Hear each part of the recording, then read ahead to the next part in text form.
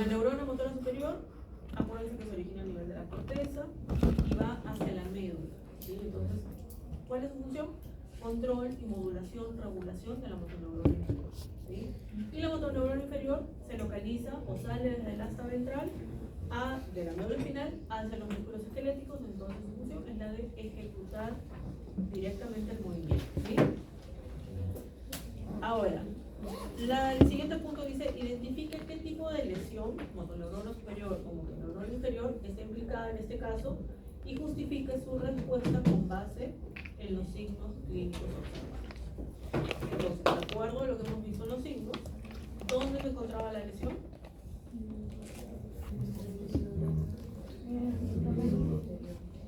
En la motoneurona superior, ¿sí? A ese nivel. Muchos lo colocaron, otros se confundieron y colocaron inferior, ¿no? Entonces, aquí la lesión está a nivel de la motoneurona superior. En las vías descendentes que controlan las extremidades posteriores, ¿sí? Dice que hay parálisis del miembro posterior, más ausencia de movimientos voluntarios. Eso se da porque hay pérdida de comunicación cortical hacia las motoneuronas inferiores, por lo tanto no puede haber movimiento. Hipertonía muscular y reflejos miotóticos aumentados. Eso es algo característico en las lesiones a nivel de las motoneuronas superiores, como habíamos dicho en clase. Porque al faltar la inhibición descendente, los reflejos locales quedan hiperactivos, no hay control, ¿sí? Reflejo de retirada presente sin percepción del dolor indica que el arco reflejo medular, es decir, motoneurona más interneurona, está intacto, pero la información no asciende a centros superiores, ¿sí? Entonces, por eso. Las extremidades anteriores normales sugiere que la lesión es localizada solamente en la porción tóraco-lumbar. Estamos hablando de miembros posteriores, ¿sí? Entonces solamente afecta a miembros posteriores, no tiene nada que ver con los anteriores, ¿sí? El siguiente punto que pedía era: analice cómo la integridad o disfunción de las motoneuronas superiores y las motoneuronas inferiores se relaciona con los reflejos y el tono muscular en este caso. Entonces, las motoneuronas superiores lo que van a hacer, como saben, ejercer control. Entonces inhiben, regulan la excitabilidad de los circuitos neuronales de los reflejos espinales, porque eso es función, controlar. Cuando la motoneurona superior están lesionadas, la motoneurona inferior quedan funcionales, pero sin regulación, sin modulación, sin control. Entonces, libera acetilcolina a diestra y siniestra, ¿no? Entonces, ¿qué ocurre? Que los reflejos, romuliano, astronemio, ¿no? Se exageran, hay hiperreflexia, ¿sí? Y el tono muscular aumenta por falta de inhibición, es decir, están los miembros espásticos, por eso decía que hay una parálisis, ¿no? Y hay hipertonía. Y la última que pedía era: explique por qué el animal presenta reflejos conservados, pero no hay movimiento voluntario ni percepción del dolor.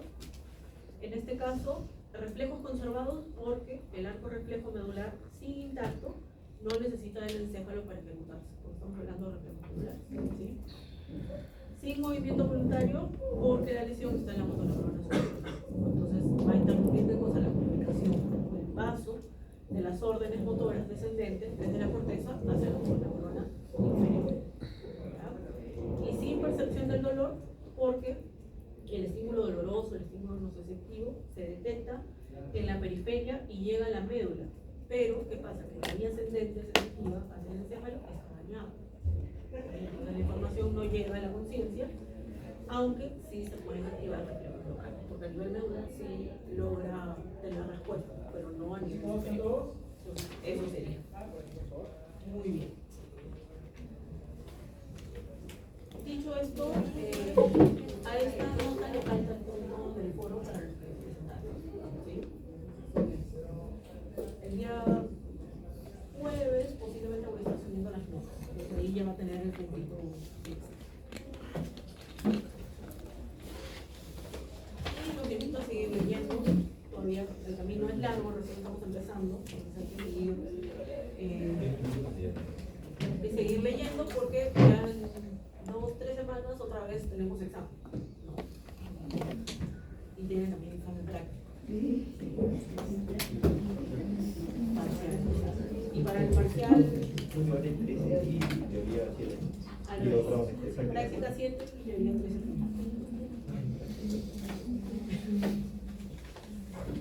Y vamos a continuar donde nos quedamos, ¿sí?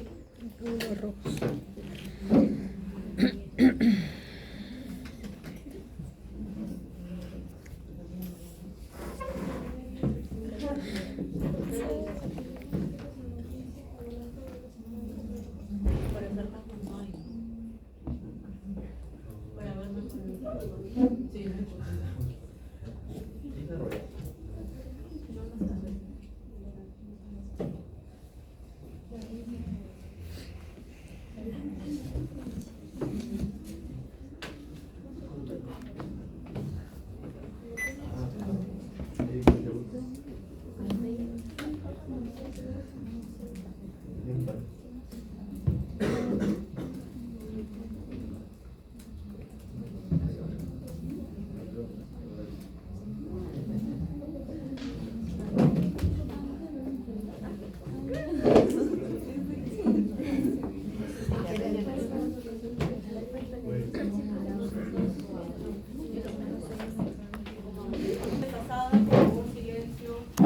Vamos a hablar sobre los glóbulos rojos.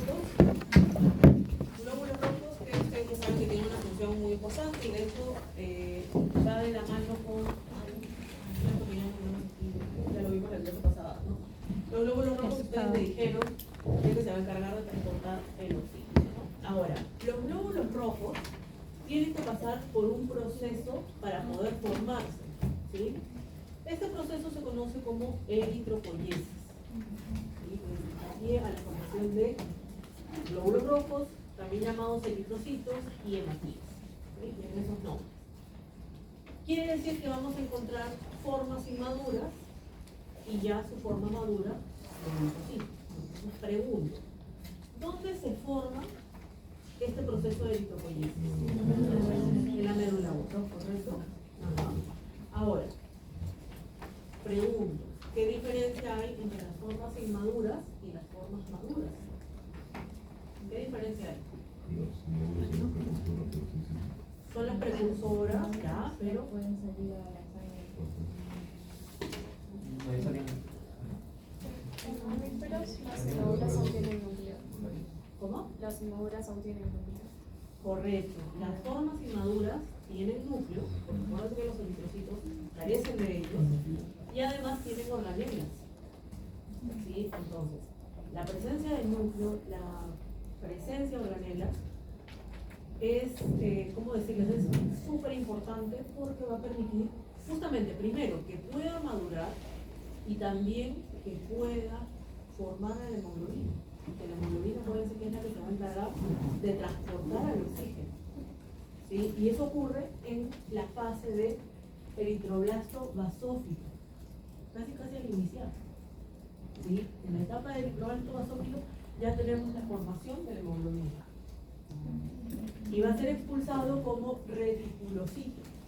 En el caso del reticulocito, aún conserva el núcleo, pero ya carece de organelas, ¿no? Entonces, 1 o 2 días ya tenemos nuestro eritrocito, perdió el núcleo. Entonces, ya lo conocemos tal cual, con esa forma famosa de disco bicóncavo, ¿no? Que nos dicen los libros. Ahora, el tiempo de vida media de un eritrocito, ¿de cuánto era? 120, pero depende de la especie, ¿no? Exacto. 120 días aproximadamente, lógicamente con sus variaciones de acuerdo a las especies, ¿sí? Entonces, esta forma de disco bicóncavo, que es esta forma característica, tiene un tamaño, ¿no? Ese tamaño va a ir entre 7 y 8 micras. 7 a 8 micras. Si ese eritrocito tiene 7 a 8 micras, estamos hablando de un eritrocito normocítico. ¿Sí? Un eritrocito normocítico. Si está por encima de 8 micras, estamos hablando de un eritrocito macrocítico. Y si está por debajo de 7 micras, estamos hablando de un eritrocito microcítico. Está relacionado con... a ver, analíticamente dicen que sí, para identificar casos de anemia. Se puede utilizar, claro. Pero, digamos, estructuralmente no lo considero. Pero si hablamos de análisis clínico, sí lo podemos considerar. ¿Sí? Bien. Ahora, esta forma de disco bicóncavo que le permite tener esos 7 a 8 micras es muy importante porque tengan en cuenta que vamos a encontrar, por ejemplo, capilares que miden 3 micras. ¿Sí? Entonces, si miden 3 micras y nuestros eritrocitos miden 7 a 8 micras, son mucho más grandes, ¿no? Ese espacio. Entonces, esta forma de disco bicóncavo me permite poder pasar a través de esto. ¿Por qué? Porque tiene, en este caso, más superficie que volumen. ¿Sí? Por esta característica de este disco bicóncavo, tiene más superficie que volumen.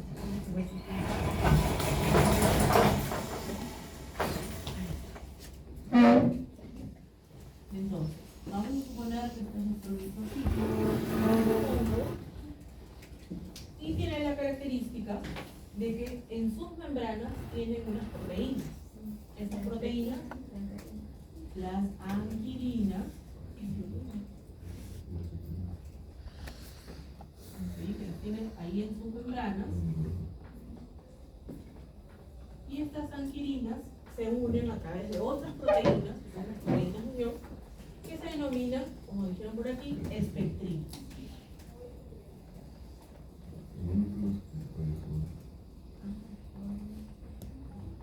¿Sí? Las espectrinas unen a las anquilinas y forma como una especie de malla que les da esa forma de disco bicóncavo. ¿Sí? Lo cual le permite elongarse y poder pasar a través del calibre, a través de lo que vendría a ser de esas 3 micras, ¿no? Ahora, ustedes me dijeron que vive 120 días, vamos a ponerlo como promedio, ¿correcto? Es así. Cuando llega a los 120 días, llega el proceso que se conoce como eritosis, que lo voy a explicar. ¿Qué significa? Que en este caso ya pierde esta forma de disco bicóncavo y se vuelve esférico, denominándose esferocito. En este caso lo que ocurrió es que perdió las espectrinas.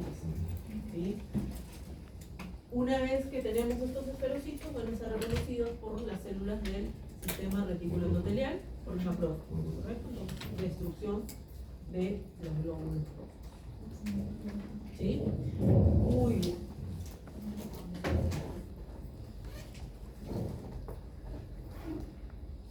¿Alguna pregunta?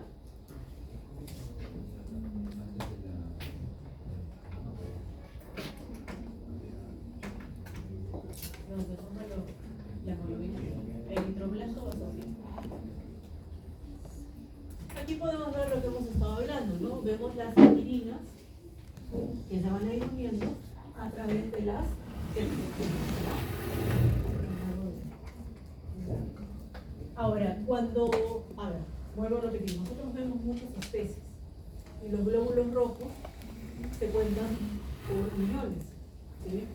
Entonces, vamos a suponer que tenemos un rango, vamos a poner aquí, y vamos a suponer 12 millones, ¿sí? Si el valor está por encima, estamos hablando de policitemia.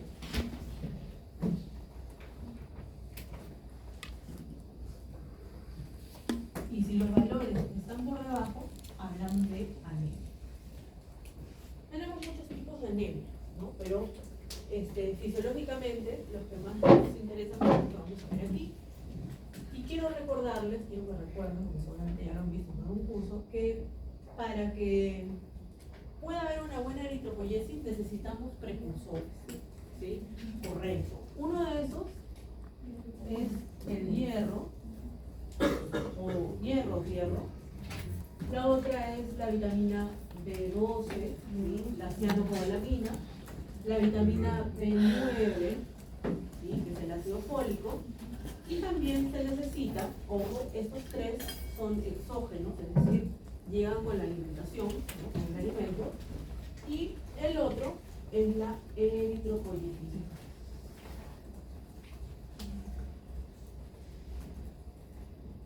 La eritropoyetina se produce a nivel de los riñones, a nivel de las células mesangiales. ¿Okay? Entonces, dicho esto, vamos a ver tipos de anemia que podemos encontrar. Una de las primeras es la panmielopatía. La panmielopatía es cuando ocurre una deficiencia en el número de las células precursoras, sobre todo la que inicia, ¿no? Esa célula madre. Ojo, esta panmielopatía no solamente puede afectar a los glóbulos rojos, también puede afectar a los glóbulos blancos. ¿Okay? Tenemos una anemia aplásica.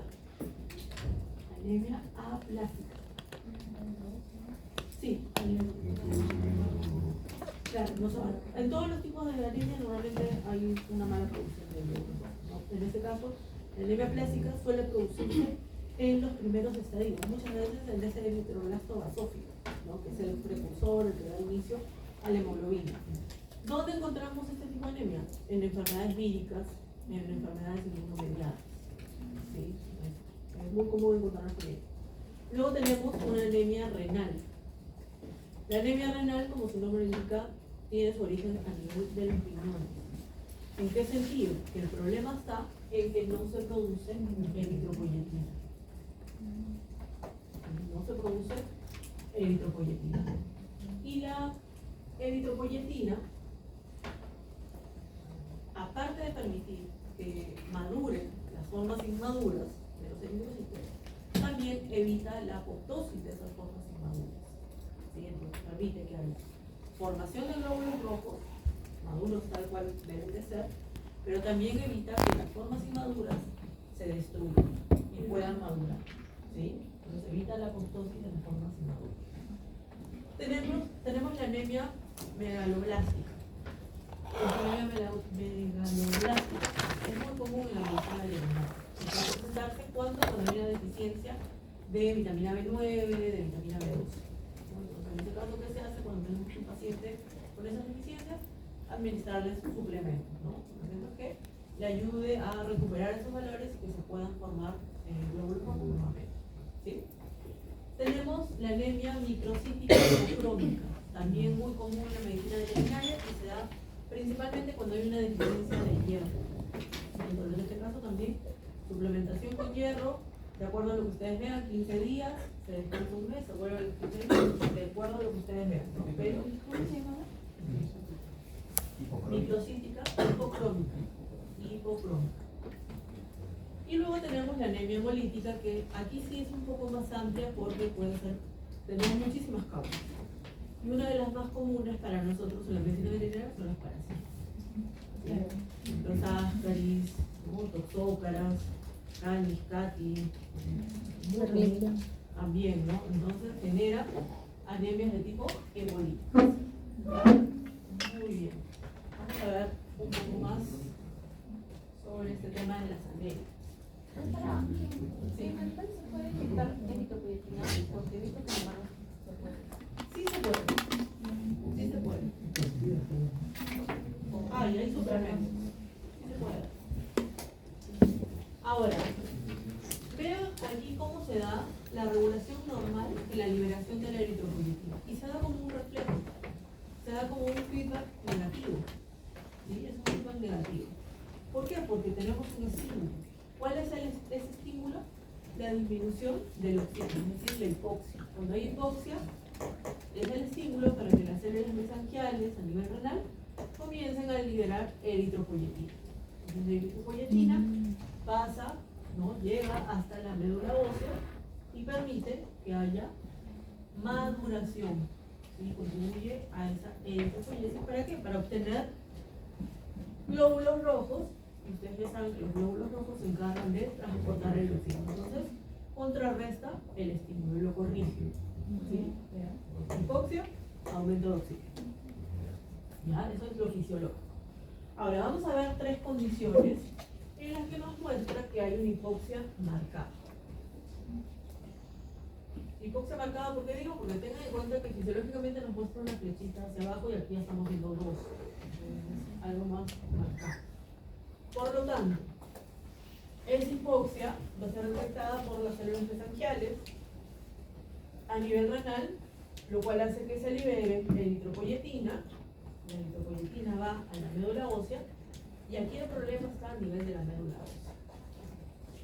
Pueden haber ciertas patologías que hagan que por más que haya eritropoyetina, no haya una buena maduración de todas estas formas inmaduras, todos esos estadios, hasta llegar al eritrocito. Por lo tanto, ¿qué ocurre?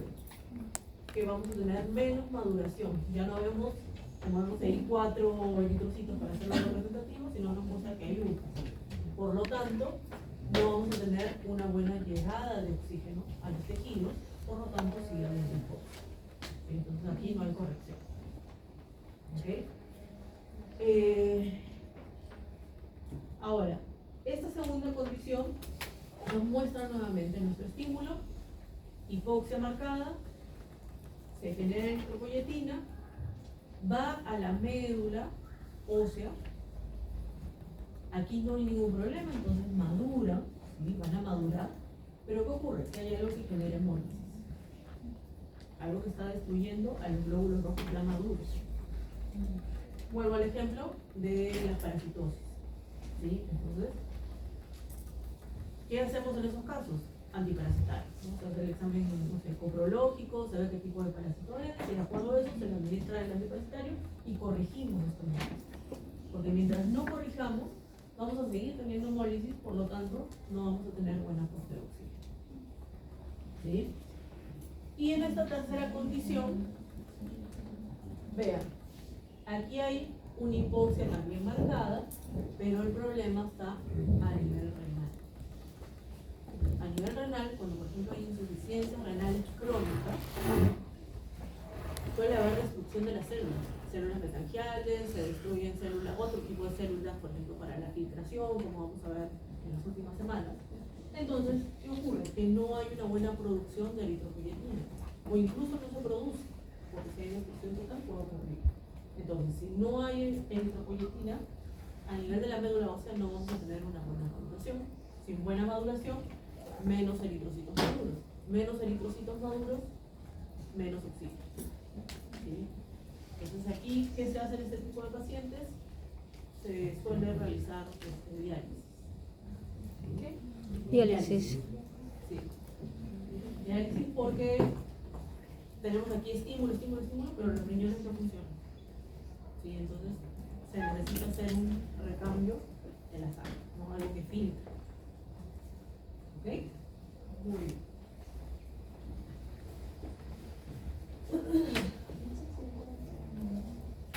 Ahora aquí tenemos, nos muestra el caso del hierro. El hierro proviene con el alimento, llega al estómago, pasa al intestino y a nivel del duodeno es donde se va a estar absorbiendo. ¿Okay? Se va a ir absorbiendo y quiero que recuerden que el hierro puede estar en un estado férrico o en un estado ferroso, de acuerdo a su valencia. De estado férrico, que tiene equivalencia 3, tiene que pasar a estado ferroso, valencia 2. Cuando adquiere la valencia 2, va a ser recién absorbido. ¿Quién genera que pase de estado férrico a ferroso? El ácido del estómago, el ácido clorhídrico. No sé si ustedes han escuchado que a veces las abuelitas o nuestras mamás, ¿no?, nos dicen, cuando vamos maestras, que le pongamos ensalada con limón, ¿no? Ese limón dice que te va a ayudar a que puedas absorber mejor el hierro. Y tienen razón, solamente que, bueno, si no estudiaron algo relacionado a la medicina, el ácido clorhídrico ya permite que haya ese cambio. ¿Sí? Entonces, el que favorece, como podemos ver aquí, el ácido clorhídrico hace que pase de estado ferroso para absorberse. Sí. Entonces, pasa a través de un transportador bivalente. ¿Sí? Todo transportador bivalente permite que pasen iones que tienen valencia 2. ¿Sí? Entonces tenemos que pasa dentro del enterocito Y dentro del entrenamiento puede seguir dos caminos. El primero es que se almacene como ferritina, ¿sí? Se almacena para poder ser utilizado en algún momento, o bien puede ser que pase a la sangre y se una a una proteína transportadora que es una apotransferrina, ¿sí? Apotransferrina. Cuando el hierro se une a la apotransferrina, se conoce simplemente como transferrina. Y la transferrina es la que va a permitir que pueda transportarse hacia dónde, hacia las médulas, ¿sí? Para contribuir en este proceso de eritropoyesis. Profesora, ¿puedes repetir? Sí. ¿Sí? ¿Qué parte? Una vez que ya pasa con el transportador de equipos. ¿Que se convierte en transferrina? No, antes. Una vez que ya está en Valencia 2, Ah, ya. puede tomar dos caminos. Para poder, ya. Ingresa por este transportador bivalente y puede seguir dos caminos. Uno que se almacene como ferritina, como vemos aquí, y la otra es que pase hacia la sangre y se una a una apotransferina. Y ahora se denomina transferrina. Transferrina. La ferritina queda, claro, a nivel del hígado. Sí, queda un tiempo a nivel de los enterocitos, pero luego va a ir pasando al hígado, contribuye a que se formen los factores de coagulación, etc. En realidad hay varios papeles que cumple este día. ¿Sí?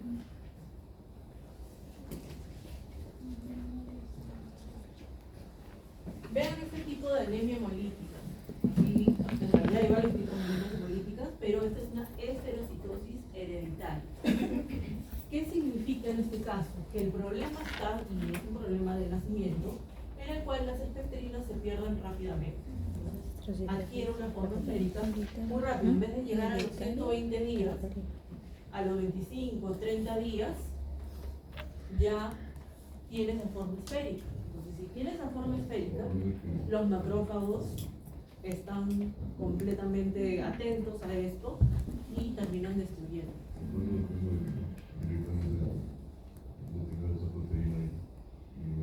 Sí, y es bien complicado. Y es bien complicado mantenerlo porque si no tienes espectrinas, ¿cómo haces? ¿No? Sí, y rápidamente se destruye. Entonces el problema es de que no le da tiempo para que haya una buena regeneración. Rápidamente llega a una muerte. Ese es el problema. Ahora, la hemoglobina nosotros sabemos que es la que va a permitir que se pueda transportar el oxígeno, ¿no? Es necesario para que llegue a todas las células. Recuerden que la hemoglobina es una proteína cuaternaria, ¿no? Una proteína cuaternaria que lo vemos aquí, lo vemos aquí, lo vemos aquí también, ¿no? En el cual vamos a ver que tiene 4 grupos E y los 4 grupos de las globinas, de las cadenas de globina. Acuérdense, ¿sí? Acuérdense que el hierro va a ir unida al grupo M. ¿Sí? Va unida al grupo M. Y esto es importante que ocurra así porque el oxígeno tiene que ir suspendido en el hierro. ¿Sí? Ahora pregunto, ¿por qué tiene que ir suspendida y por qué no va unida completamente?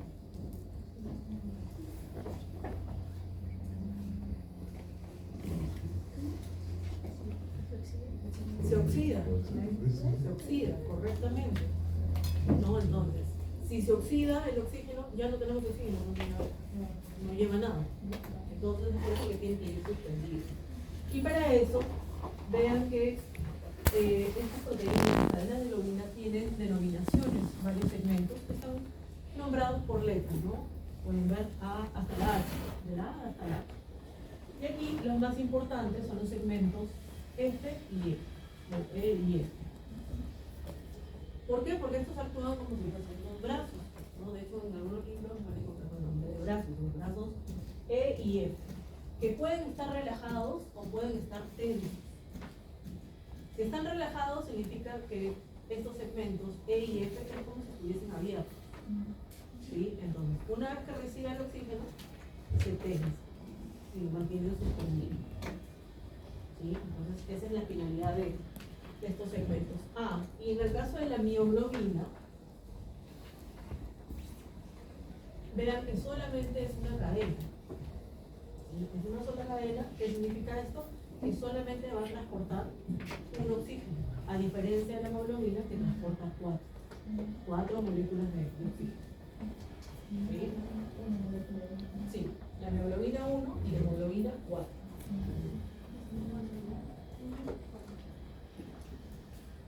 Ahora, ¿cómo se da el metabolismo del eritrocito? Si no tiene organelas, si no tiene núcleo, ¿cómo se da el metabolismo? Si no tiene mitocondrias.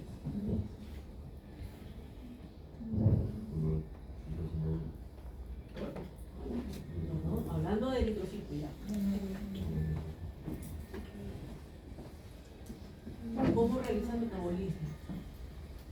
Si no hay mitocondrias, no hay organelas, no hay núcleo.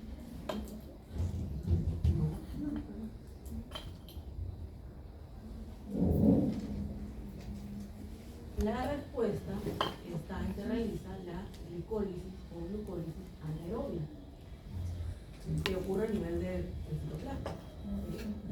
La glicólisis anaerobia por el ciclo de las pentosas, que nos va a dar el famoso NAD reducido. NAD reducido, ¿sí? Entonces, ese NAD reducido permite que pueda generarse lo que se conoce como el glutatión reducido. Y mientras haya glutatión reducido, ese eritrocito va a poder funcionar de manera adecuada. Es decir, es el que permite que pueda, pongámoslo así, vivir durante esos 120 días. ¿Sí? Entonces, cuando nosotros tenemos a la hemoglobina que tiene hierro y que se encuentra en estado ferroso y que lleva el oxígeno para poder transportarlo, vamos a tener transporte óptimo de oxígeno. Y eso ocurre porque tenemos glutatión reducido. Ahora, cuando llegan los 120 días, el glutatión reducido comienza a caer, sus niveles bajan. Y cuando bajan, entonces aumentan, ¿qué cosa? Los radicales libres. Los radicales, exacto, los radicales libres. ¿Qué hacen los radicales libres? Acuérdense por bioquímica, normalmente tienden a aparearse, a meterse entre todos los grupos, todas las. Entonces, lo que hace es, se une aquí a la hemoglobina, que tiene el estado ferroso y el oxígeno se oxida, se pierde. Y el hierro se convierte en estado férrico y pasa a metahemoglobina. Y como metahemoglobina ya no puede transportar oxígeno. ¿Sí? Entonces, vean lo importante que es que se mantenga ese glutatión reducido durante 120 días. Si se pierde ese glutatión reducido, llega el momento en que se destruye el eritrocito. Y vamos a ver ahora. Ustedes saben que la destrucción, la muerte de las células se conoce como apoptosis, pero en este caso, hablando de eritrocitos, se conoce como eritosis. Eritosis. Sí. Ese hemoglobina es una forma de la hemoglobina. Claro, pero que ya no le permite transportar.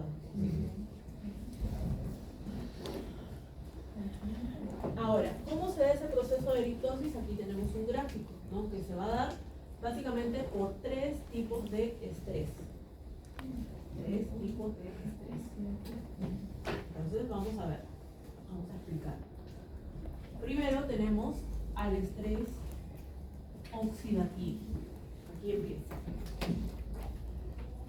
Cuando hay estrés oxidativo quiere decir que el glutatión reducido cae, sus niveles bajan. Por lo tanto, ya sabemos que aumentan los radicales libres y a su vez esto permite que se abran canales de calcio. Entonces el calcio comienza a ingresar, comienza a aumentar a nivel intracelular. Ese aumento de calcio conlleva a que se abran canales de cloro y de potasio. Entonces el cloro sale y también sale potasio. Sale cloro y potasio. Esa entrada de calcio, junto con la salida de cloro y de potasio, va a generar el segundo estrés, que es el estrés osmótico. Sale. Se genera el estrés osmótico. Ese estrés osmótico, ¿sí?, conlleva a que se active la fosfolipasa A2. Esa fosfolipasa polipasa 2 comienza a degradar al colesterol de la membrana y nos va a dar ácido araquídico. Sabemos que hay COX, como vimos en la clase pasada, la ciclooxigenasa, ¿no? Entonces hace que se formen prostaglandinas E2. Estas, aquí la que importa ya no es como en el caso anterior del trombonato, en este caso es la prostaglandina E2. Esa prostaglandina E2 es proinflamatoria y al ser proinflamatoria hace que se sigan abriendo canales de calcio. Entonces el calcio sigue ingresando, sigue aumentando el calcio a nivel intracelular. ¿Ok? Ahora, eso conlleva a que se genere un tercer estrés, que es el estrés energético. Ese estrés energético significa que debido a esto, todo lo que hemos visto, esa proinflamación y ese aumento de calcio, el ATP comienza a caer. ¿Sí? Entonces se genera un estrés energético. Hay una depresión del ATP. Por lo tanto, si cae el ATP, ¿funcionarán las bombas de calcio? No. No van a funcionar. Entonces las bombas de calcio no funcionan porque no hay ATP. ¿Qué quiere decir esto? Que el calcio no puede salir y sigue acumulándose a nivel intracelular. Y aquí el calcio va a actuar como segundo mensajero. Entonces, ¿qué ocurre? Aquí sí ya viene la etapa final, en la cual va a activar a una proteína que es la calpaína, y cuando se activa la calpaína, vean, va a haber un efecto en el citoesqueleto. ¿Cuál es este efecto? Que las espectrinas se destruyen. Entonces, pierde espectrinas, pierde la forma de disco bicóncavo y se convierte en esferocito. ¿Sí? Y lo otro es que va a activar a otro tipo de proteínas que son las escramblasas. Cuando se activan las escramblasas, hay una externalización de la fosfatidilcerina. Y cuando se externaliza la fosfatidilcerina, los macrófagos son los que van a reconocer a esos esferocitos. Y finalmente ocurre la destrucción. Es decir, la eritosis. ¿Puede repetir esto? Que pierden las espectrinas y convierte En esferocitos. esferocito. Sí.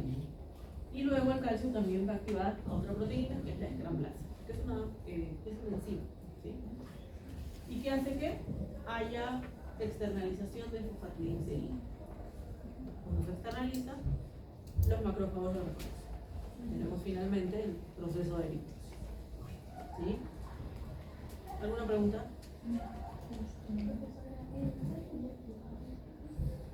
En esta última parte, primero la calpaína y luego las escramblasas.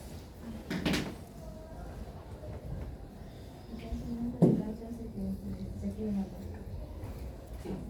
Ahí actúa como segundo mensajero activando el. ¿Se acuerdan cuando estuvimos hablando del glutamato y que ese aumento de calcio exagerado generaba injuria, muerte celular, abortos? Algo parecido. Ese aumento de calcio es el que genera la eritosis. Sí. Lógicamente con sus procesos de aquí de estrés. ¿Sí? ¿Alguna pregunta? Mi recomendación, traten de estudiarlo por pasos, como hemos estado viendo. Es la mejor forma de estudiar estos gráficos. Siempre por pasos. Colóquenle números, así como hemos colocado, para que después no se pierdan y digan, ¿dónde empiezo? Muy bien, ¿alguna pregunta hasta aquí? ¿No? Ya, hemos terminado la clase de la semana pasada. ¿Sí? Vamos a tomar un receso y empezamos con nuestra clase del día de hoy.